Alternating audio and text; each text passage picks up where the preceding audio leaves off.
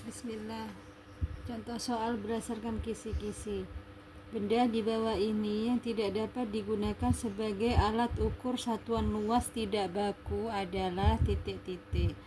Maksudnya, kita tuh bisa mengukur luas suatu benda menggunakan benda lain. Contoh ya. Ini kan meja ya. Ini kan meja kan. Meja ini bisa saya ukur luasnya pakai benda lain, misalnya pakai buku. Berapakah luas meja ini? Kan lihat ya, kita ukur semuanya meja ini. Ada berapa? Tutup buku ada berapa buku? Kira satu ya. Satu. Geser lagi. Satu. Dua. Geser lagi mejanya. Tiga. Tapi kan masih ada yang lubang-lubang, ini kan kosong, ini kosong.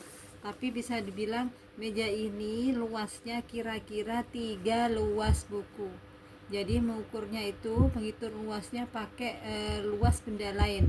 Jadi dibilang meja ini luasnya 3 kira-kira 3 luas buku, tapi tidak pas. Jadi memang begitu, bisa diukur pakai benda lain.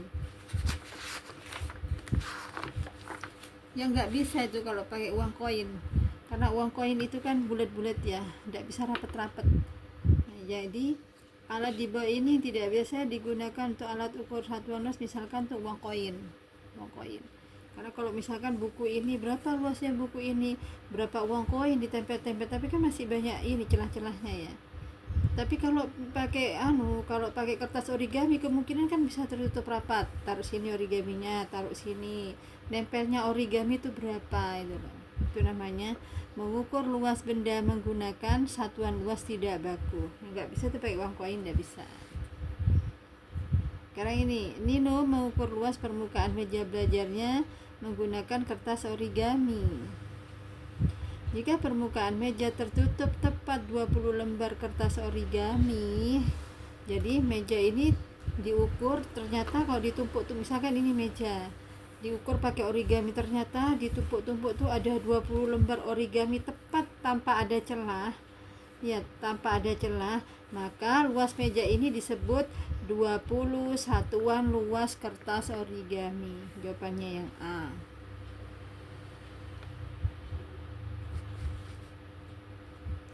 Misalkan ini, sekarang ini mengukur volume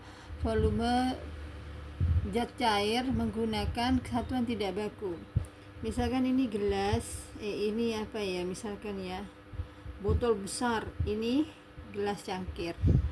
Kemudian botol besar ini terisi air, misalkan kalau dipakai cangkir itu sebanyak 30. Berarti volume air dalam gelas besar ini adalah 30 volume gelas kecil. Gitu caranya. Ada berapa kali kamu ngisi. Karena misalkan ini timba. Timba ini terisi penuh kalau kita pakai gayung misalkan 50. Maka volume air dalam timba ini adalah 50 volume gayung, ngomongnya gitu. Itu namanya satuan tidak baku. 50 volume gayung. Satuan tidak baku. Sekarang kalau satuan baku bagaimana? Ini ada kubus. Kubus itu panjang sisi-sisinya sama ya. Sisi-sisinya sama. Mencari volume kubus panjang kali lebar kali tinggi. Berarti volume kubus ini adalah 2, panjangnya 2 kali lebarnya 2 kali 2. Kan satuannya cm ya. 2 cm, ini 2 cm, ini 2 cm.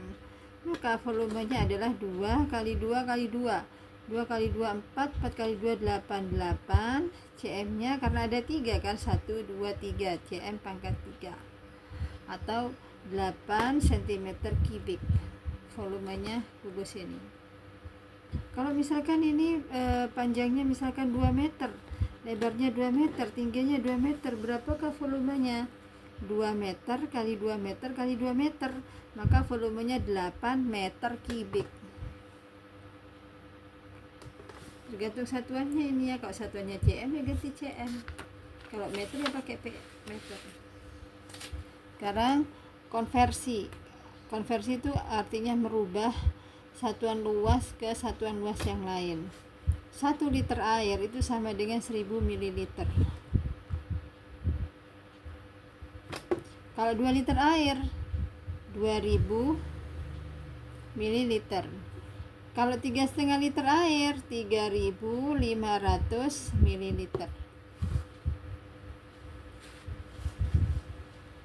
Sekarang bangun datar. Ini namanya bangun persegi ya. Ini namanya bangun persegi. Kalau ini persegi panjang, ini segitiga. Mencari luas persegi adalah sisi kali sisi. Persegi itu panjang dan lebarnya sama. Jadi luas persegi sisi kali sisi. Kalau persegi panjang, panjang dan lebarnya beda. Luasnya panjang kali lebar. Kalau mencari luas segitiga, setengah kali alas kali tinggi, atau alas kali tingginya dibagi 2. Tingginya yang ini, alasnya yang ini. Alas kali tinggi dibagi 2. Sekarang ini misalkan ada bangun datar kayak gini. Ini berapa luasnya? Caranya itu dipotong-potong. Ini kan sama dengan luas persegi ditambah luas segitiga. Berarti ini caranya mencarinya, luas perseginya berapa? Panjang kali lebarnya berapa? Panjangnya 4, lebarnya 4. Berarti 4 kali 4. Katakanlah ini cm ya. Ini cm, ini 5 cm. 4 kali 4 sama dengan 16 cm persegi. Ini luasnya yang ini, yang persegi yang bawah. Ditambah luas segitiga yang ini. Luas segitiga rumusnya gimana? Alas kali tingginya dibagi 2. Alasnya 4, tingginya 5. 4 kali 5 dibagi 2 sama dengan 4 kali 5 20. 20 dibagi 2 10. Maka luas bangun ini ditambahkan luas persegi tambah luas segitiga.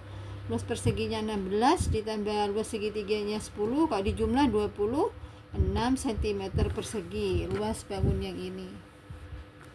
Kalau nanti misalkan bangunnya ada persegi panjang, ada segitiga lagi, gimana cara mencari luasnya? Itu satu-satu. Luasnya segitiganya berapa? Luasnya misalkan sini ada persegi panjangnya, luas segitiga tambah luas persegi tambah luas persegi panjang. Tergantung bentuk bangunnya, dipotong-potong. Ya. Kalau kayak gini membaca namanya piktogram, diagram dalam bentuk gambar.